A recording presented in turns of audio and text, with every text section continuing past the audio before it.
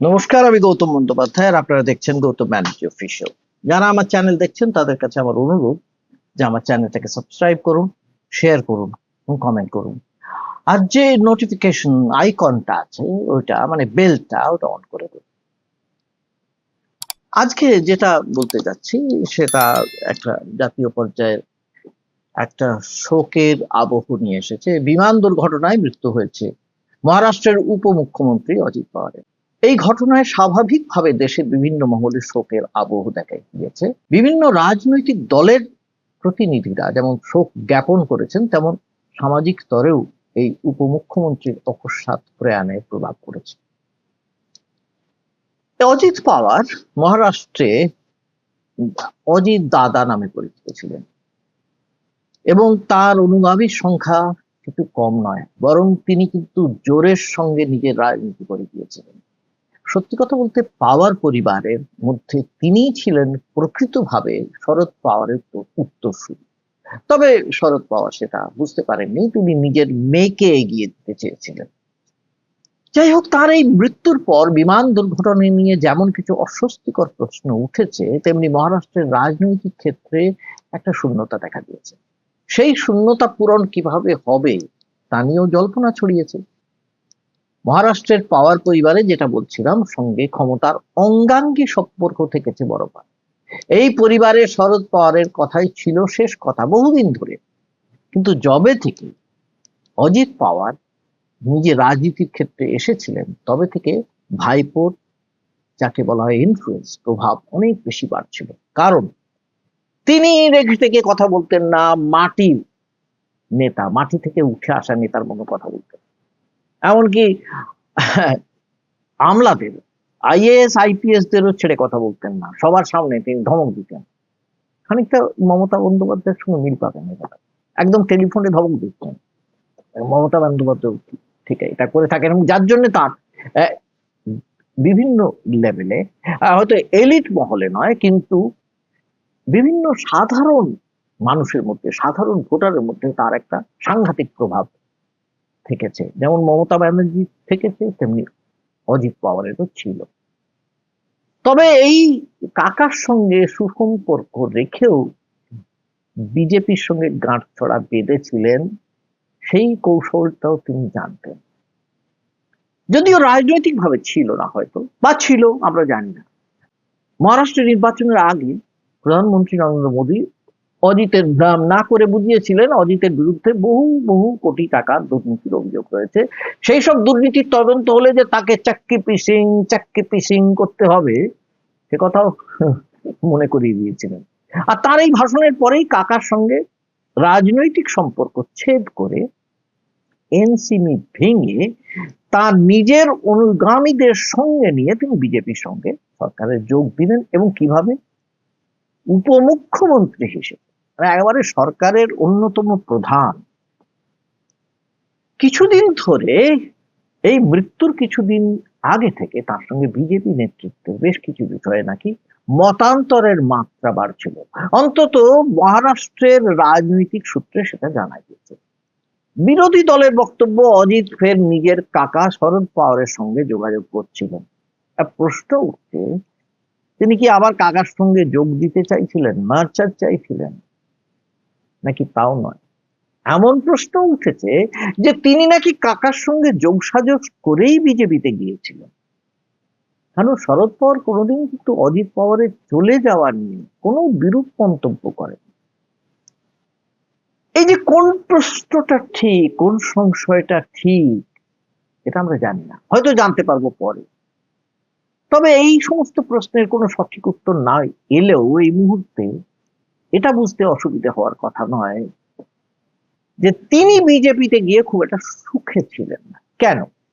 যে বিজেপির সঙ্গে বরাবর এনসিপি মানে ন্যাশনাল কংগ্রেস পার্টি মানে পাওয়ারদের আদায় কাঁচকলার সম্পর্ক, তাদের সঙ্গে যোগ দিলে যে নিচুতলার কর্মীদের সমর্থকদের মধ্যে বিভ্রান্তি হবে এবং অসন্তোষ হবে, এটা খুব জানা কথা।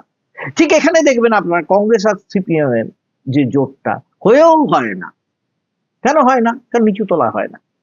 কংগ্রেস বরাবর বলে থাকে যে সিপিএম আমাদের অত্যাচার করেছে, আমাদের উপরে অত্যাচার করেছে, আমরা তাদের কেন সমর্থন করবো। আবার কংগ্রেসও ঠিক উল্টো কথা বলেছে, সিপিএম উল্টো কথা বলে। সিপিএম বলে যে কংগ্রেস এক সময় আমাদের বিরুদ্ধে লেগেছে, আমরা তাদের কেন সমর্থন করবো। এই সমস্ত চলতে থাকে। ঠিক এক্স্যাক্টলি একই ধরনের কিন্তু ছবিটা আমরা দেখতে পেয়েছি মহারাষ্ট্রে। আবার অন্যদিকে বিজেপির যে ধর্মান্ধ কর্মীরা আছেন বা সমর্থকরা আছেন, তাদের সঙ্গে ধর্ম নিরপেক্ষ এনসিপি কর্মী সমর্থক এমনকি নেতাদের মানসিকতাতেও অনেক গরমিল।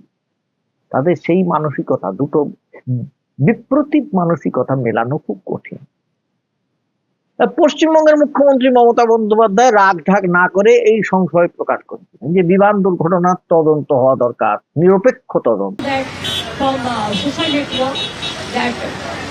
Somebody from other party, they gave a statement that Ajit Pawar is willing to leave the BJP. And now what happened today, I need proper investigation under the supervision of Supreme Court. তার দাবি হলো এই তদন্ত supreme কোর্টের তত্ত্বাবধানে হতে হবে, কারণ না হলে নাকি নিরপেক্ষই হবে না। আবার কংগ্রেস নেতৃত্ব এই দুর্ঘটনার তদন্ত দাবি করেছেন। করেন না। দুর্ঘটনার কারণ নিয়ে যেমন প্রশ্ন উঠছে, তেমনি তার পিছনে রাজনৈতিক সমীকরণও আছে। মমতা এখন মোদী শাহকে কাঠগড়ায় তুলতে চান, যে কোনো প্রকারে হোক। অতএব এই ধরনের একটা একটা যাকে বলা হয় সংশয় প্রকাশ করা তার পক্ষে খুব স্বাভাবিক। এটার মধ্যে আদৌ কিছু আছে কিনা তা আমরা জানি না। এখন শরদ পাওয়ার নিজেই বলে দিয়েছেন অদ্ভুত ভাবে, না, এর পেছনে অন্য কোনো কারণ থাকার কথাই নয়, এটা একটা নিছক বিমান দুর্ঘটনা ছাড়া আর কিছু নয়। শরদ পাওয়ার নিজেই বলে দিচ্ছেন। তাতে সবচেয়ে সুবিধা হচ্ছে বিজেপির, সবচেয়ে লাভ কার? বিজেপির। কেন লাভ বিজেপির বলছি, আগে প্রশ্নগুলো বলি, কারণ এর ছাড়াও আরো কিছু প্রশ্ন আছে এই মহারাষ্ট্রের রাজনীতি নিয়ে। কি কি প্রশ্ন? এনসিপির অজিত পাওয়ার গোষ্ঠীর ভূমিকাটা এখন কি হবে?